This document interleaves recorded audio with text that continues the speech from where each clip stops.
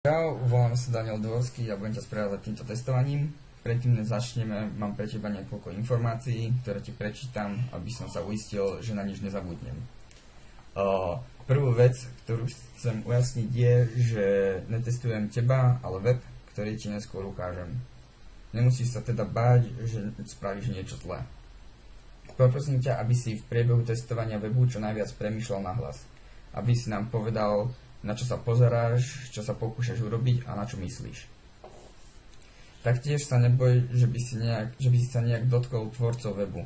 Našim cieľom je zlepšiť tento web a preto potrebujeme počuť úprimné reakcie. Pokiaľ budeš mať priebežne akékoľvek otázky, jednoducho sa spýtaj a ti nejako odpoviem. Asi si už všimol, že sa to bude celé nahrávať, no opäť sa nemusíš bať, lebo tá nahrávka bude len pre nás a bude to vlastne len zvuk a obraz. Okay. Pokiaľ môžem, rád by som ťa požiadal podpísanie formulára, ktorý nám dávaš zvolenie na nahrávanie. OK. Máš zatiaľ nejaké otázky? Myslím, že nie. Je to celkom jasné? Pokiaľ nie, mám na teba pár rýchlych otázok. Na začiatok sa nám predstav a povedz mi, na akú školu si chodil, alebo kde pracuješ a v ktorom si ročníku, alebo vlastne nejaké basic info. Moje celé meno je Juraj Grega, bol by to inžinier Juraj Grega, keďže mám vyštudovanú chemicko-technologickú vysokú školu v Čechách. Momentálne pôsobím v Bratislave, kde pracujem v Amazon Slovakia už nejaké 2 roky. Koľko máš rokov, ak môžem vedieť? 28. Ďakujem. Ďalej by som rád vedel, koľko hodín týždenne stráviš na internete, či už doma, alebo v robote na mobilnom internete. Denne by to bolo určite aj cez 10 hodín a za týždeň by som teda rátal krát tých 7. Čiže dosť, je to minimálne aj do tej polovice jedného dňa určite. Takže sa vyznáš. V práci a tak dále, takže hej. Aké typy stránok najčastejšie prehliadaš? Či ide o nejaký YouTube, nejaké vizuálne, alebo... Väčšinou je to YouTube, pracovné stránky, čiže Amazon a povedal by som asi aj YouTube, Twitch TV a takéto asi najskôr. Nejakú obľúbenú stránku? Alebo niečo, kde strávíš najviac času, alebo chodíš za aktualitami, alebo tak? Tak si myslím, že asi Facebook, Gmail a ten Twitch TV, som povedal v tomto poradí. Nevadí ti, ak testovaná stránka bude v angličtine? Nie, hovorím tým anglicky. Dobre, ďakujem za odpovede, tak môžeme začať. Tak ja nahodím túto stránku. Vlastne bude to stránka oficiálna NHL-ky. Tak, môžeš zobrať myšku, popozeraj sa po stránke, povedz mi, čo vidíš, alebo čo sa ti páči, nepáči. Takže keby som napríklad natrafil na takúto stránku, tak prvý dojem je podľa mňa celkom pekný. Horná lišta je zaujímavé hneď spravená, veľa stránok to nemá, ale od takéto oficiálne by som dal čakať, že je preložená do viacerých jazykov. Veľmi sa im páči štilizácia tejto hornej lišty a hlavne máš tu asi predpokladáme rýchly prístup k jednotlivým tímom NHL, čo je super. Je tu vždycky pekné, to sa mi ďalšie na tej stránke páči, bolo, že je tu veľká uputávka z highlights. Toto väčšinou ľudia, ktorí pravidelne navštevujú, asi vyhľadávajú, čo sa stalo najnovšie. Potom máš tu nejaké top headlines, samozrejme reklamu na všetky rôzne iné sociálne siete. Myslím si, tá stránka je pekne spravená, čo sa týka opticky, ale mal by som asi trošku možno problém, tieto predsa len, možno to súvisí s rozlíšením, ale predpokladám, že tieto jednotlivé veci, keby som sa s nimi chcel nejako zorientovať, by mi nejako dlhšie trvali. Čiže by som povedal, že je tam príliš veľa informácií na taký malý formát. Tu máme smerom dole klasické nejaké linky, nejaké poučenie o stránke, komu patrí a tak.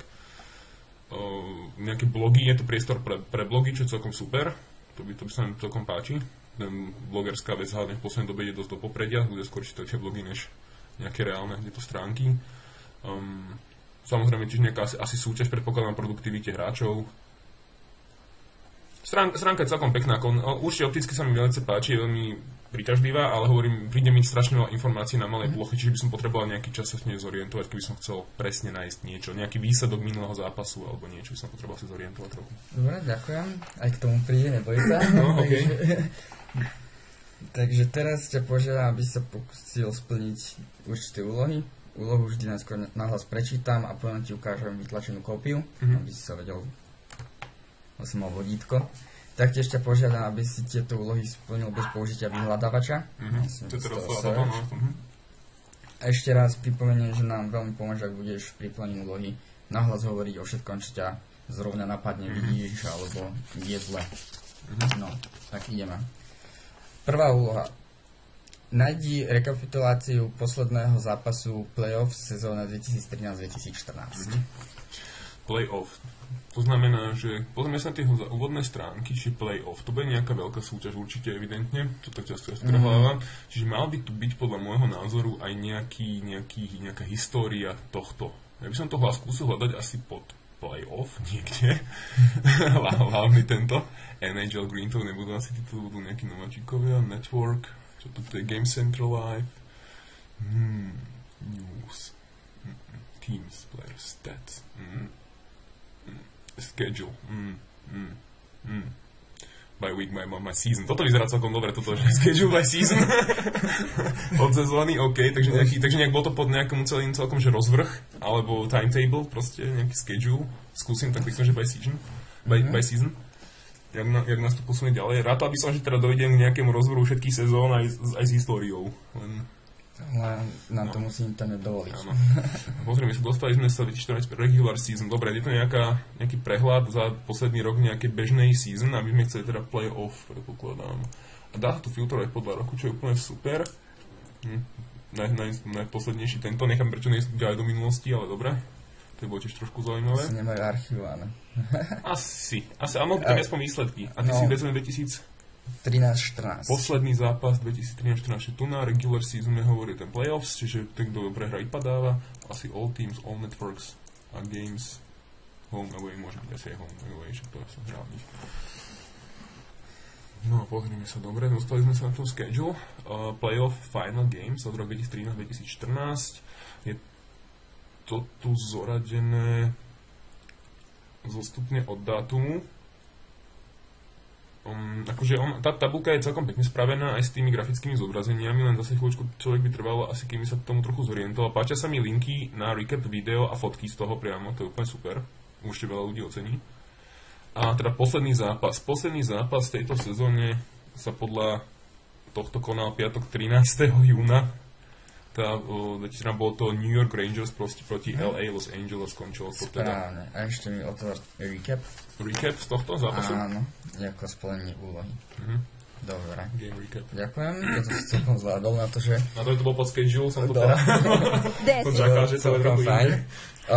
Druhá úloha je odtiaľto. Som ťa vrátil jeden krok dozadu.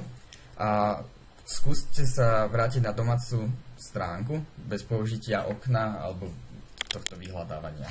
Čiže mal by to byť nejaký priamy link ako každej stránke hore vľavo, keď klikneš na toto logo, mal by ťa prehodiť na ich home stránku. Videl som to veľa iných stránok, funguje to aj tu, chvála Bohu, takže je to celkom fajn. No, sme sa v našom výskume stretli, že človek zostal na tom zaseknutý chvíľku. Áno, je to také, že mal by tam, ako ja väčšinou inak úprimne ti poviem, som skôr sklamený, keď to stránka nemá. Že idem na to, že kliknem na logo a myslím si, že som ale nie. Ďalšia úloha, tretia. Nájdi a snaž sa kúpiť si lístok na tým Philadelphia Flyers versus Carolina Hurricanes. OK, takže teraz najbližšie nejaké, čo pôjde. Čiže tu máme také... OK. 9. apríl 2015. 9. apríl 2015. Dám ti hint. OK. Takže keď to už pozerám už týchto... sa tomu to nejak normálne povie? My tomu hovorí, ja to neviem po nemecky, to viem pomenovať writer, ale neviem, jak sa povie po anglicky vôbec toto. Ne, momentálne. Nejaký slot, ale proste tento... Nejaký scrolling menu. Alebo... Také niečo, ale je to taký jeden, že tickets, takže toto asi tak vyzná, že to má NHL tickets, buy, send, sell, stadium. To je celkom zaujímavý výber, NHL fan packages. Asi neviem, toto je také trošku tak zbytočné, že by som nechal po to jednou kolónkou tickets a potom by som tam dal do ďalšieho, že čo si chceš kúpiť, lebo to je zbytočné, že tam strácaš na tom českým to čítaš a v sklade to súvisí iba jedno. Dobre, bol som nejaký redirektovaný na nejakú inú stránku, nejaký ticketsnow.com, čo predpokladám, že bude asi nejaký krytý portál na nákup a ty si chcel medzi Philadelphia Flyers a Carolina Hurricanes na 9. apríla. Dobre, takže tu sme mali Conference, Eastern Conference. Čomu patria? Philadelphia patrí. Aha, to sú oni. Ahoj, OK. Tak, výborné. Philadelphia. Skúsime toto. Ponúklo mi to automatický výber najbližších tiketov, predpokladám všetkých zápasov, ktoré bude Philadelphia hrať, lebo som klikol vlastne na logo ich týmu na tej stránke, kde kúpujem lístky. Events, when? Marca 10. Áno, vyzerá to, že to budú všetky eventy, ktoré sa ešte nechystajú práve s nimi. Kde? A čo to bude? Dallas Stars, Chicago Blackhawks. Aha, áno, je to trošku inak. Toto napríklad by som tiež ocenil, keby bolo s tými logami spravené. Keby to bolo to logo versus a ten druhý tým by to bolo také celkom zaujímavejšie.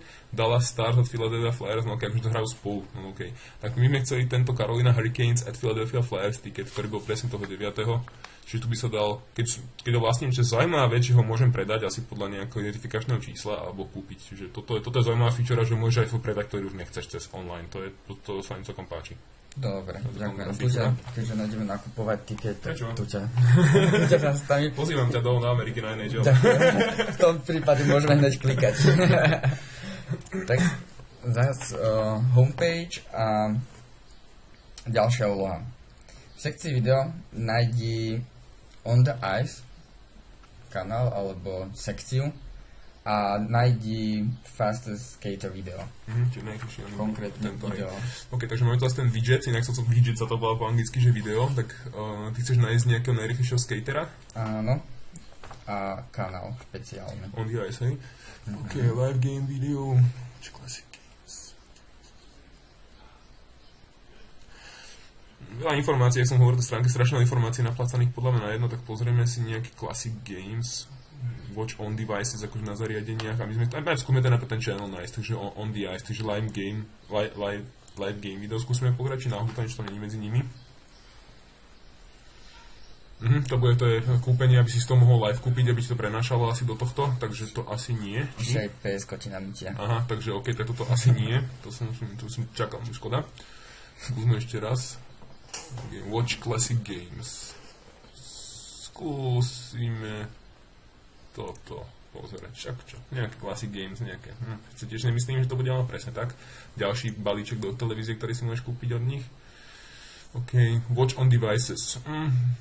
Skúsime toto pozrieť, čiže je to device, je to notebook, čo to spraví. Čiže zase ti ponúka iPady a rôzne Androidy, či toto tiež asi nebude ono. Zatiaľ teda nie som moc potešený s tým. Video Rulebook, NHL, YouTube, iTunes. Skúsme tento network pozrieť ešte. Je to ich sieť. No, či nie? Je sa v niečomu možno nejaký channel finder? To nič. Opäť sme zle. Takže prosím ťa vráť naspäť o jeden krok. Okay. A máš ďalšie pokusy. Čiže je to vo tejto, kde si hovoril čím? V sekcii video nájdi, OK, sekcii video. Celkovo, alebo na stránke. Skúsme kliknúť na tú celú sekciu video, čo to spraví. Kto by čakal? Akože je to hlúposť, podľa mňa mali to priamo takto inak. Can't get it out. I don't want keeping it in. Je to prenosy, aspoň to mi tu pustil rovno nejaké video, 40 sekundové.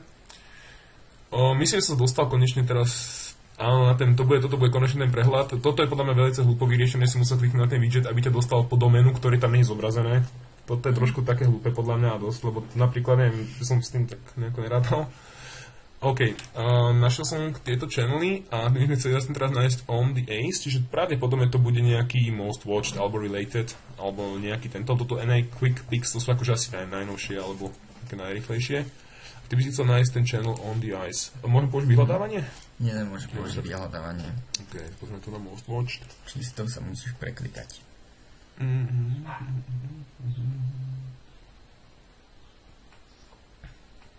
A to je ten channel, sa hovorí On the Ice, hovorí, že? Áno, channel je On the Ice a konkrétne video je Fastest Skater.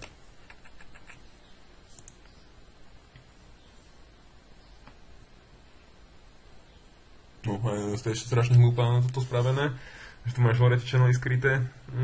Stránka je ako, keby to bolo trošičku viacej nejako zvýraznené, to v inej farby, alebo voľačo, že tuto môžeš hneď kliknúť a to zmeniť. OK, takže podarilo sa mi nájsť ten channel On the Ice. Našiel som to v menu, ktoré nebolo na prvý pohľad nejako extra znateľné, až na druhý som ho našiel.